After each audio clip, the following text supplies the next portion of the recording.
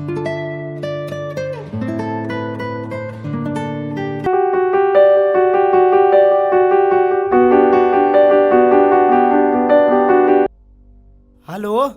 हाँ हेलो। मोतीराज। हाँ भैया। अरे आज याद बा नो सट्टा बा। हाँ भैया याद बा। तनी मार्केटे जा तनी। अरे ठीक बा, शाम के तनी जल्दी आ जाइयो। ठीक है भैया, तनी मार्केट क के हम पहुँचे तनी शाम के। लेट मत करियो, जल्दी चल जाइयो। हाँ ठीक है भैया, ठीक। ठीक बा तब। हाँ ठीक है भैया, ठीक। हम शाम के टाइम से आ जाएंगे। ठीक बा, आ जाइयो।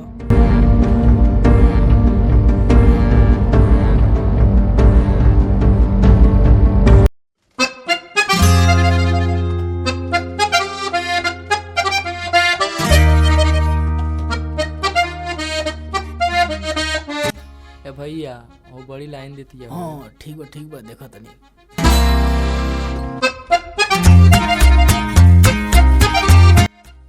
यार लेकिन बढ़िया भी है रे। ए सखी कहाँ के हई लइका बहुत अच्छा लागता।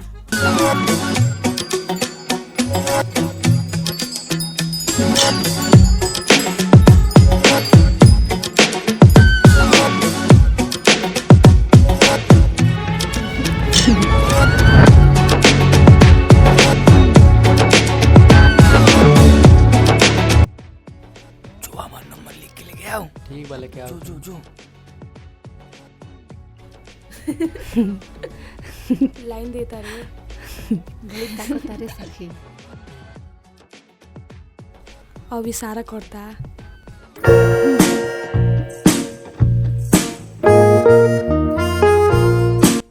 लो भैया ये कौन भेजवा दो। दे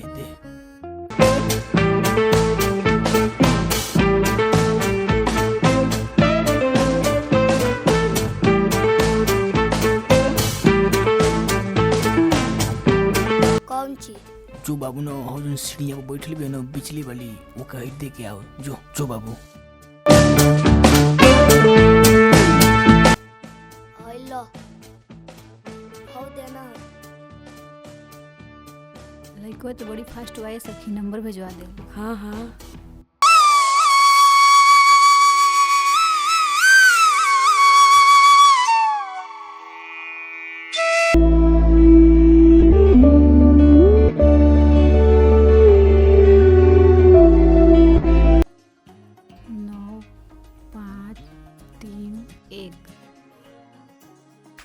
अरे नया नंबर। हेलो। हाँ कौन? नइखा पहचाना? ना नहीं पहचाना। कल हमरे गौवा में आइल लगो जगह बजावे, नंबरवा दे हुआ। अरे का हाल बा हो?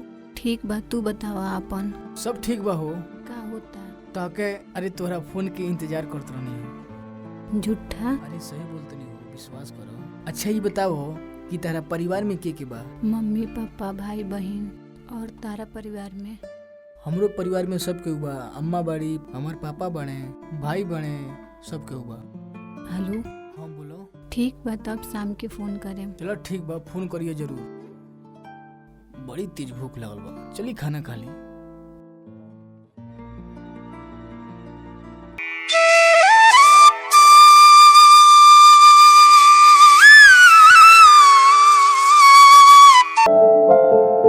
अरे यार का भइल, अभी तक फोन ना कइलस। अरे फोन आ गइल। हेलो। का हो, काहे नहीं फोन करत रहलू हो? बताओ। पता बा, मम्मी के पता चल गइल बा कि हमनी के बात करत नहीं जा। हाँ मोबाइल छीन के धो ले रही है। सही। और हमके बहुत जरूरी बात करे के बा। हमरे गांव के पीछे एगो मंदिर बा, उजकी आवो। चलो ठीक बा अबे हम आवतनी। ठीक बा, जल्दी आओ। आवतनी। अब तो मिले जाए बहू। चलते नया कपड़ा पहन लेते।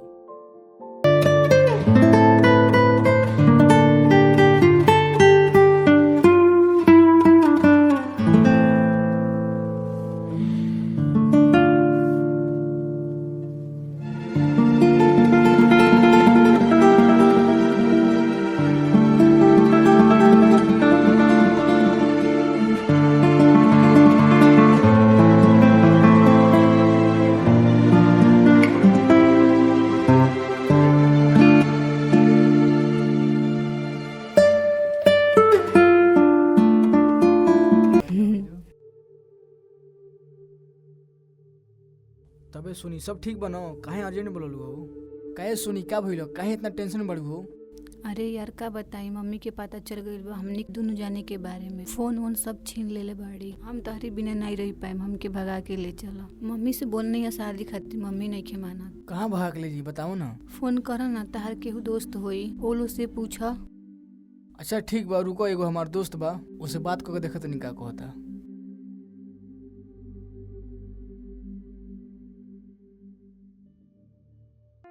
हेलो। हाँ नमस्ते भाई। नमस्ते। और का हाल बा भाई? ठीक हो भैया? का होता? बैठे तो पानी रूम पे याद कर लो। बस भाई एगो काम रहलो।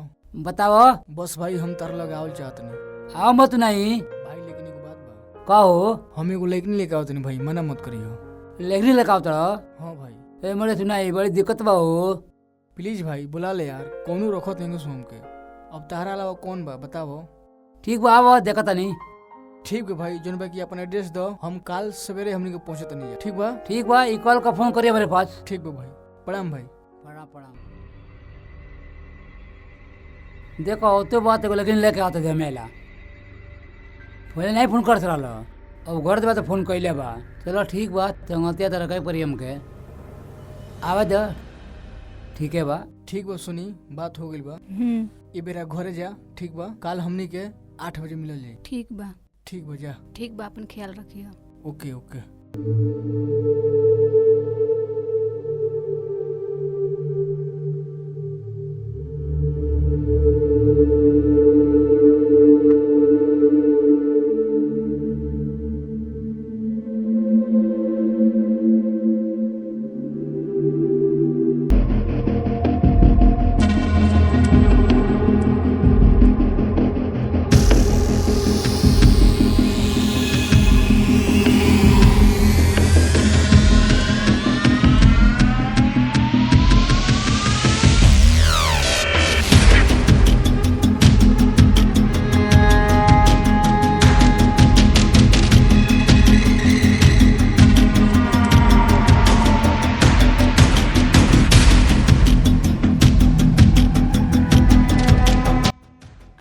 पैसा कहाँ रख ली?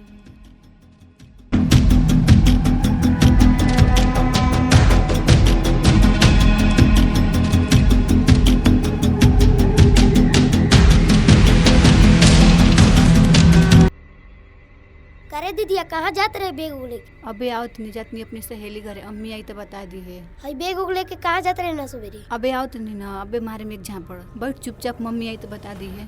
ठीक बात जो जाते ना, खाली आवे दे अम्मा को रवि के। अबे मम्मी आते तो कह देते नहीं, बता देते नहीं ती जो पिटेबे तो अपन हाथ समझ में। का भइल यार, अभी तक ना आइली। हेलो। हेलो। अरे यार कहाँ बाड़ू यार, लेट होता, टाइम नहीं खे, जल्दी आओ। आओ तनी बस आओ तनी। ठीक बा, जल्दी आओ।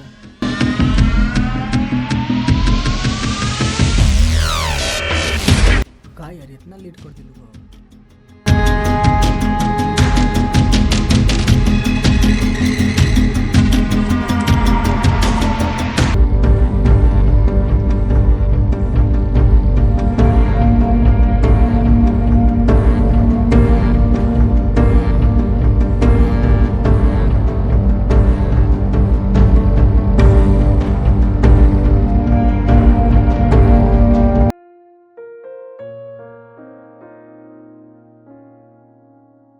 हेलो।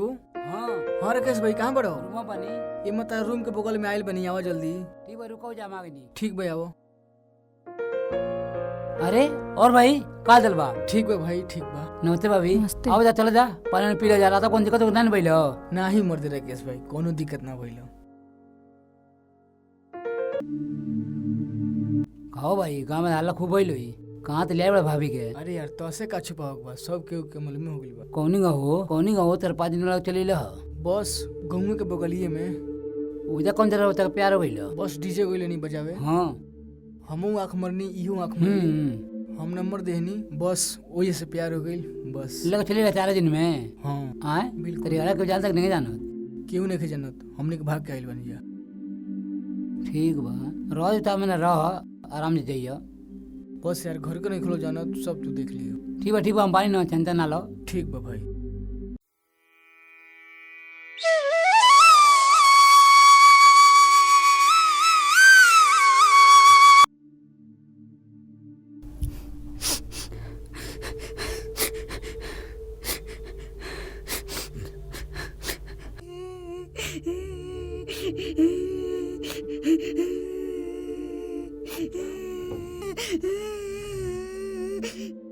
हाँ यार, घरवा के बगलिया में एगो लइकनी भाग गइल बिया, बहुत टेंशन में बानी यार। वो डीजे वाला के साथ है, बताओ। भैया इधर आइएगा। हाँ भैया बोला। भैया जो डीजेवा बजौते बजौते लड़किया को लेकर भाग गया है, क्या नाम है? रानी का घर कौन है? अरे हवे न हो, ओकरा मारो तड़ी। यही है का? हाँ। चलो कैमरामैन उतरो, इधर माइक दो हमको, जल्दी रेडी करो, जल्दी करो।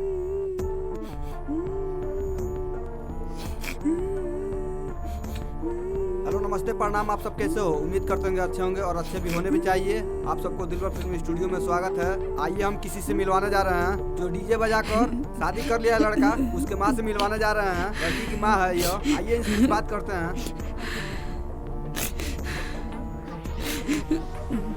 दिलबर फिल्म स्टूडियो में आपका स्वागत है। रोइए मत, आप रोइए मत, इंसाफ हम लोग दिलवाएंगे। हम लोग मीडिया वाले हैं, मत रोइए, कुछ बोलिए इसमें, बोलिए। पूरा जनता देख रही है आपको। आपकी लड़की कैसे भागी है? हमरे घरवा के बगल में शादी रहे तो डीजे बजावत रहलन सु। हम सवेरे 5 बजे गईनी खेते में गोबर फेंके, ऐनी तो देखत नहीं घर में है नहीं की। बताई पूरा खानदान की इज्जत माटी में मिला दी। एक दिन पकड़ लहू रहनी जा, समझौनी जा, ना मनली, अब भाग गईली। सब इज्जत एकदम बेकार हो गई बाटे, एकदम नाश हो गई बाटे सब। यानी पहले से आपको मालूम था उससे बात करती थी लड़की? हाँ, पहले मालूम रहा। एक बार पकड़ले रहनी, फिर भाग गई। मोबाइल पकड़ले रहनी जा, छीन ले रहनी, तब वो भाग गई। बताई जब हमनी के का करी जा, मुंह देखावे लायक नहीं खी जा। जो डीजे बजाने आया था वो कहाँ का था? पकड़ी के आप ही के गांव में बजाने आया था? हाँ, आए रहे हमरे गांव में बजावे। मान लीजिए सब बेकार हो गई। कहीं मुंह देखावे लायक ना छोड़ला, हमनी के एके गो लइके नहीं रहे। ये बताई अब हमनी के कोनी में रह जाए। हम लोग इंसाफ दिलवाएंगे, आप रोइए मत, टेंशन मत लीजिए। आपके लड़की का इंसाफ हम दिलवाएंगे और ये वीडियो वायरल होगी, पूरा जनता देखेगी और आपको इंसाफ मिलेगा। आप रोइए मत। और आप कुछ बोलना चाहती है तो इस माइक में बोलिए। ना ये बाबू, अब मान ली कि अब कोनो इज्जतिये ना रहल। जब लइकनी भागिए गईली, मान ली कि अब इज्जत गईल, वापस आई नहीं। बाकी रहकर इंसाफ रही पर दिलवाई जाए। आप टेंशन मत लीजिए, हम आप लोग को इंसाफ दिलवाएंगे, क्योंकि मीडिया बहुत पावरफुल होता है। हम आप लोग को इंसाफ दिलवाएंगे, आप टेंशन मत लीजिए, आराम से घर पे रहिए।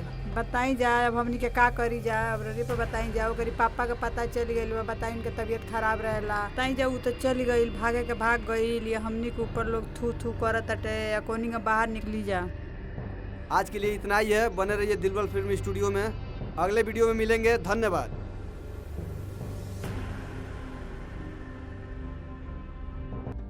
हाँ तो नमस्ते प्रणाम, हम आपके पप्पू प्यारे। तो ऑफिशियल सिटू साहब पे आपके स्वागत बा। तो ये हमें डीजे बजावेला और ये है रानी, जौन की बस 1 2 4 महीना ना ही 4 दिन में ये लोग के शादी हो गई बा।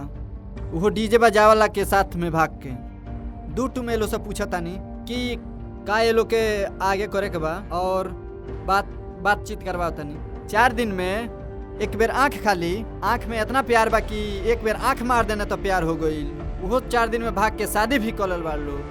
तो आई हम बात करातनी है रानी से, डीजे वाला से प्यार भी कलल बड़ी और 4 दिन में भाग के शादी भी कलल बड़ी। रानी बतावे, एक दिन में माने चौथा दिन है ने आ चांद के पार ले गई ने। तो 2 टूम बोला। हाँ डीजे बजा वाला के तो कैसे आँख मारने, एक बेर आँख मारने के बाद में प्यार हो गलो? हाँ, ये गाना बजावत रहले, एक के रात में चांद के पार ले जइबो का। चांद के पार ले जइबो का? तो का कहने? इहो आँख मरने, हमहू आँख मरने। ई आँख मारने, तू आँख मारलू? हाँ, तो एक बार में प्यार हो गई? प्यार हो गई। हाँ, ई नंबर दी हने, तब हमनी के बात कहनी। ओकरी बाद से भाग के चौथा दिन शादी कहनी जा। ठीक बा। है का बाने? ऑपरेटर कैसा रहे लो? देखता जा, देखले महंगा बाने, लेकिन बहुत प्यार करता नहीं इनसे। 4 दिन में चांद के पार ले जइबो का? एक कुछ कहबो हो? बस चाहे जो भी हो, जितना कमाए वो बजरंग बली के हाथ में बा। जिनकी बिताओ बा तो इनका साथे बिताओ। अपने घर से पूछले बड़ो कि हम लेके भागत नहीं? ना, घर से तो नहीं खींचे बतौले। अच्छा तू बतैले बड़ू? ना। तो भाग के शादी कर लेलू हो? हाँ अपने घर के लोग के बतेने, घर के लोग राजी ना भइले, इससे भाग के शादी हम इनके बिना नहीं रह पाए में इससे। 4 दिन में इतना प्यार हो गया? हाँ। अच्छा तो बताओ हो डीजे बजा वाला, बताओ ऑपरेटर हो अइला गाँव में डीजे बजावे, तारा बताओ ये करे के चाही? मैंने तू 4 दिन में भगा के शादी कर ले हो, दू तुम बोलो।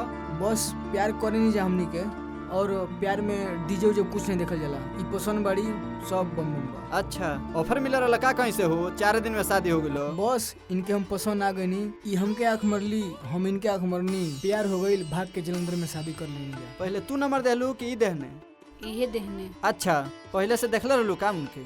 ना हाँ डीजे बजाए आईने तब देखनी। पहली बार गांव में आए रहने का? हाँ। कि और कहीं देखले रहलू? कहीं नहीं। कहीं और देखले रहलो हो? ना ना ना। अच्छा पहली बार में 4 दिन में इतना हाँ। प्यार हो गला कि तनी के बिना घर से बतावे और ना घर क्यों जानल, भाग के कहाँ शादी कर जा? हमनी के जलंधर में भैया शादी कैले बनी जा, और हमनी के मरते दम तक निभाएम जा। अच्छा बाड़ू हो उनके साथ? हाँ। इतना प्यार करेलू? प्यार करे नहीं। 4 दिन में इतना प्यार हो गई? हाँ। घर द्वार सब छोड़ दल बाड़ू? हाँ छोड़ दिल बनी। ठीक बा कुछ कहबा हो? बस भैया आप लोग हमको सपोर्ट करिए, हम लोगों को आगे बढ़ाइए, हम लोगों को जोड़ी आप लोग पसंद करिए, बस यही कहना है। तो ठीक बा, मतलब इनके कहे का मतलब ई बा इनके जोड़ी सलामत रहे और आगे ला हमनी के मतलब हमनी के जोड़ी जुड़ा रहे। तो नमस्ते प्रणाम, फिर हम अगले वीडियो में मिले आपके पप्पू प्यारे। तो तब तक लिए बाय बाय, जय हिंद।